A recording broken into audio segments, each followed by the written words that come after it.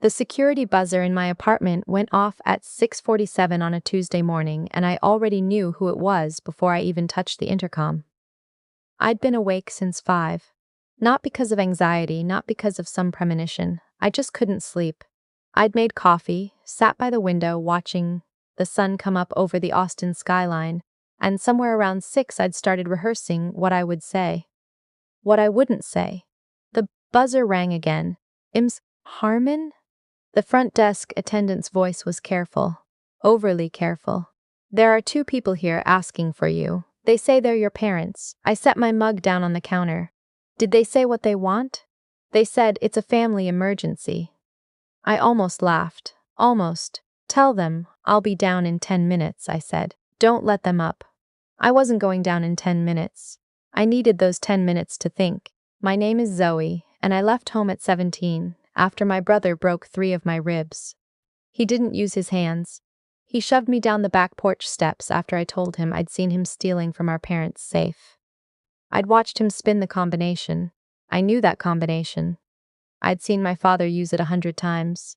And I watched him count out cash like he was at an ATM. $1,500 in 20s and 50s, just gone into his jacket pocket like it was nothing. I told him I saw. He told me to mind my business. I told him I was going to tell Mom. He shoved me. I don't think he meant for me to fall as hard as I did. At least, that's what I told myself for years, that he didn't mean it. But the truth is, he watched me hit the bottom of those steps and he went back inside and let me lie there for 20 minutes before he came out and said, "You okay?" I wasn't okay. My left side felt like it was on fire. My parents took me to urgent care, and when the doctor said possible rib fractures and asked what happened, my brother said I slipped. Wet porch. It had rained the day before. My mother nodded. My father nodded. And I lay on that exam table looking at the ceiling tiles, thinking, they're going to let him do this. They did let him do this. On the drive home, my mother told me I needed to be more careful. My father told me I shouldn't antagonize my brother, that I knew how he got when he was stressed. My brother sat in the back seat next to me and looked out the window the whole way home like nothing had happened. I stayed 3 more months. I saved every dollar from my after-school job at the pharmacy. I applied to a work-study program at a community college 4 states away, Austin, Texas, far enough from our house in rural Ohio that I didn't think anyone would look. And on a Thursday morning in March, when everyone was at work and school, I packed 1 duffel bag, and I left. I didn't leave a note. 7 years is a long time, long enough to finish my associates, then transfer, then finish a bachelor's in accounting. Long enough to get a job at a mid-sized firm downtown, pass my CPA exam, get promoted twice. Long enough to find a therapist I actually liked, who helped me understand that what happened in that house wasn't something I caused or deserved. Long enough to build a life that felt, for the first time, like mine. I had an apartment with a balcony. I had a cat named Biscuit. No, wait. I need to think of a different name. His name was Fig, a fat orange tabby who knocked things off shelves like it was his personal calling. I had 2 close friends, a Sunday morning farmer's market habit, and a savings account that I checked every few months just to remind myself that I was stable, that I was safe. I had not spoken to my family in 7 years. They'd found me once before, about 4 years in. My mother sent a letter to my old college address, which got forwarded 3 times before it reached me. It said she missed me. It said my brother had really changed. It said the family wasn't the same without me. I read it twice, then I put it in the recycling bin, and I didn't respond late. Not because I was punishing anyone, because I didn't trust it. I'd moved twice since then. Different email, different phone number, no social media under my real name. I wasn't hiding, exactly, I was just not available. So when the buzzer rang that Tuesday morning, I already knew it meant someone had worked to find me. That wasn't an accident, that wasn't a coincidence, that was effort, and effort like that doesn't come from nowhere. I pulled on jeans and a sweatshirt. I looked at my phone, I opened my email and sent a message to my attorney. Not for any specific reason, just because I'd learned years ago that paper trails matter. I wrote, "My parents are at my building, I'm going down to speak with them." Just noting this for the record. Then I went downstairs. My mother looked older. That was the first thing I noticed. She'd always kept her hair dark, but it was gray now at the temples, cut shorter than I remembered. She was wearing a fleece and jeans, and she looked somehow smaller than I remembered her being, which didn't make sense because she'd never been a large woman.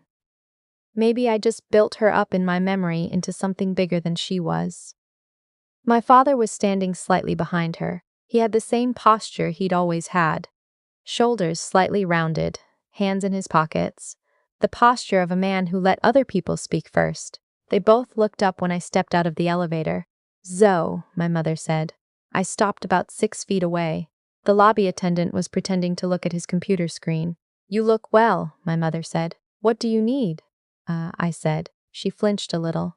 My father's jaw tightened. "We need to talk," he said. "Somewhere, private." "This is private enough," I said. My mother glanced at the attendant. "Zoe, please. This is serious. Then tell me what it is." She exhaled. She looked at my father. Some silent communication happened between them that I recognized from childhood. The look that meant you say it, or maybe I can't say it, you say it. My father cleared his throat. "Your brother is in trouble." Of course he was. "He's been accused of embezzlement," my father said. "From the company he works for. They're saying he took money over the course of about 3 years. They're saying it's..." He paused. "They're saying it's significant." "How much?" I said. Another glance between them. $240,000, my mother said quietly. I looked at them. I didn't say anything. "He didn't do it," my mother said quickly. "Or, it's more complicated than that. There are records that look bad, but they're not the whole picture, and his attorney says if someone could speak to his character, someone credible." She looked at me directly for the first time. "Someone like you. A CPA. Someone who understands how these things can look versus how they actually are." "You want me to be a character witness for my brother," I said. "We want you to help your family," my father said. Something tightened in my chest. Not grief, exactly. More like recognition. The same tightening I'd felt on that exam table 7 years ago, looking at the ceiling, understanding what kind of family I had. "I haven't spoken to him in 7 years," I said. "I haven't spoken to either of you in 7 years.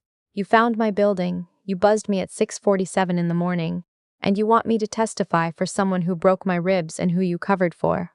"That was an accident," my mother said immediately. "You just said that," I said. Out loud. Right now. "That was your first response." Her face did something complicated. "Zoo, how did you find me?" I said. "Does it matter?" "Yes," I said. "It matters." My father shifted his weight. "Your brother hired someone. After the charges came down, he said he needed family. He wanted to reach out." "He wanted to reach out," I repeated. "He broke my ribs and let me lie at the bottom of the steps for 20 minutes, and he's been quietly embezzling from his employer for 3 years, and now he wants to reach out. We don't know that he..." $240,000 over 3 years isn't an accident," I said. "That's not a misunderstanding. That's a decision, made repeatedly, over time." My mother's eyes were filling up. "He's your brother. I know who he is," I said. We stood there for a moment. The lobby was very quiet. The attendant had found something very interesting to study on his monitor. "I can't help you," I said. "I won't help you, and I need you to understand that this is the last time I'm going to have this conversation. If you contact me again, here, at work, anywhere, I will consider it harassment." My mother made a sound like she'd been struck. My father's expression shifted into something colder. "You'd really let your brother go to prison?" "Your son made choices," I said. "I didn't make them for him." "You're a CPA," he said, and the way he said it made the words feel like a weapon. "You understand financial records. You could look at what they have and explain it differently. You could help a jury understand that these things are more complicated than they look." I went very still. "Are you asking me to lie?" I said. "I'm asking you to help your family." "That's the same thing," I said. "And no." I went back upstairs. I sat on my couch with Fig in my lap, and I stared at the wall for a while. The thing about growing up in a house like mine is that you learn very early how to manage the gap between what's real and what the family agrees is real. My brother wasn't violent, he was stressed. My father wasn't passive, he was just conflict averse. My mother wasn't an enabler, she just believed in keeping the peace. Every ugly thing had a softer name, and I had spent the first 17 years of my life learning to use those softer names so I didn't make anyone uncomfortable. The ribs healed wrong. The doctor at the free clinic I went to about 2 months after I left said 2 of them had probably healed in a slightly offset position, which was why I still got occasional sharp pain on my left side when I breathed in too deep. She asked how it happened. I told her I fell down some steps. She looked at me for a moment, and then she wrote something in my chart and asked if I needed any resources. I said no, I was fine. I was actually fine at that point. Just tender in a few places. I sat with Fig and I thought about what my father had said. You could help a jury understand, a CPA credible, someone who could reframe financial records in a way that created reasonable doubt where the prosecution wanted clarity. I knew exactly what they were asking. And I knew exactly what it would cost me, not just professionally, but in the part of myself that had spent 7 years becoming someone honest. Someone who valued accuracy. Someone who, when confronted with a set of numbers, reported what the numbers said. My brother had taken $240,000 from a small logistics company in Columbus, Ohio, over the course of 3 years. I didn't know the details of the case. But I knew my brother, and I knew what kind of person funnels money out of a company slowly and steadily, in amounts just below the threshold that triggers automatic review. That wasn't impulsive. That was patient. That was strategic. That was, in a strange way, the most competent thing I'd ever heard my brother do. I opened my laptop and I sent a longer email to my attorney. I described the conversation in full. I told her they'd implied they wanted me to provide misleading expert testimony. I told her I'd declined clearly and that I'd informed them any further contact would be considered harassment. I asked her to note the timestamp and keep the email on file. She responded within 2 hours. Smart. Keep documenting. If they show up again, call me before you engage. They showed up again on Saturday. This time it was just my mother. She came in the afternoon, which felt calculated, like she thought the softer hour might yield softer results. The attendant texted me from the desk phone because I'd left my cell number with him after Tuesday and asked him to let me know. I didn't go down. I called the lobby directly and said, "Please tell her I'm not available and that she should not return." My mother left a handwritten note at the front desk. The attendant gave it to me when I came down that evening to pick up a package. The note said, "Zoe, I know you're angry, I understand. But your brother has a daughter now. She's 2. Her name is Harper. She's going to grow up without her father if this goes the way it's going. I'm not asking you to lie. I'm asking you to help a little girl keep her family. Please call me." I stood in the lobby and read that note twice. Then I took a photo of it and sent it to my attorney with the message. They've escalated to invoking a child I didn't know existed. Documenting. I went back upstairs. I sat with Fig again. I thought about a 2-year-old named Harper who hadn't asked for any of this, who had a father who stole money from his employer and grandparents who covered for violence, and an aunt she'd never met who was, apparently, the family's last resort. I thought about that for a long time. But here's what I kept coming back to. Nobody made my brother steal. Nobody made him choose to do it for 3 consecutive years. Nobody made him a person who shoved his sister down porch steps and then went back inside, like nothing happened. Those choices belonged to him, and their consequences belonged to him too. Harper deserved better than the family she was born into. So had I. That didn't mean I was the solution to either problem. The call came on a Wednesday, 9 days after my parents first showed up. Not from my parents. From a number I didn't recognize, with a Columbus area code. I almost let it go to voicemail, but something made me pick up. "Zoe?" A man's voice, careful and slightly formal. "Who is this?" A pause. It's your brother." I sat down. "I'm not supposed to be calling you," he said. "My attorney would kill me." But I needed to. Another pause. "Mom said she left a note." About Harper, yes, I said. I didn't ask her to do that, he said. I don't want to use her like that. I didn't respond. I know this is insane, he said. I know I have no when we were kids. I know what I did when we were kids. I know you left because of me.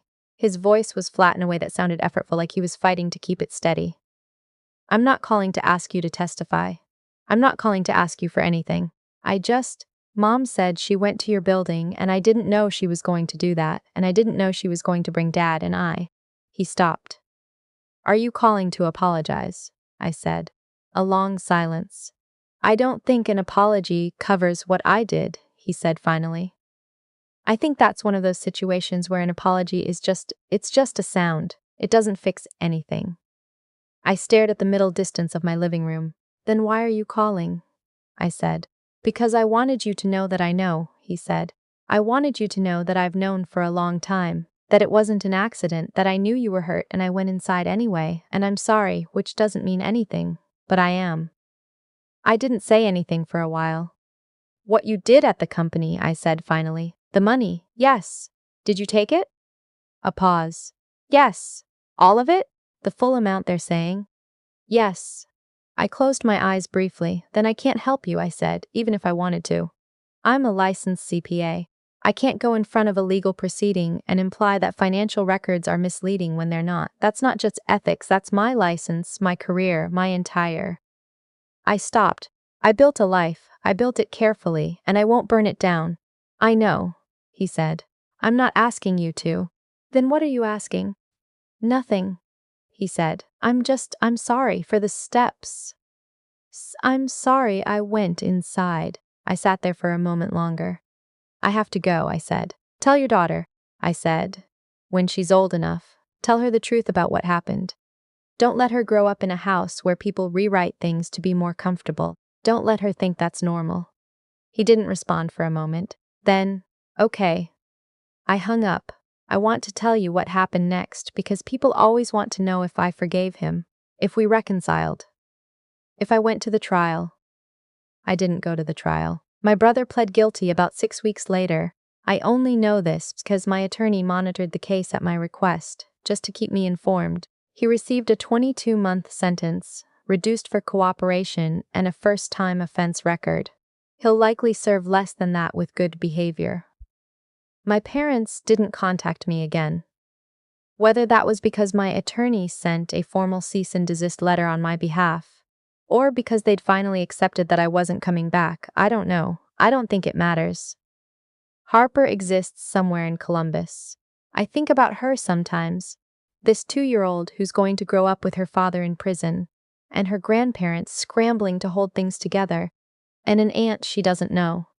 I hope someone in that household is honest with her. I hope someone looks her in the eye and says what happened was wrong.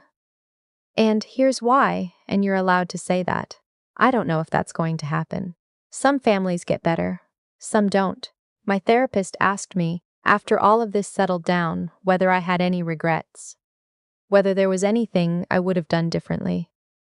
I thought about it, honestly. I thought about the lobby, and the note, and the phone call, and my father's face when he said you could help a jury understand.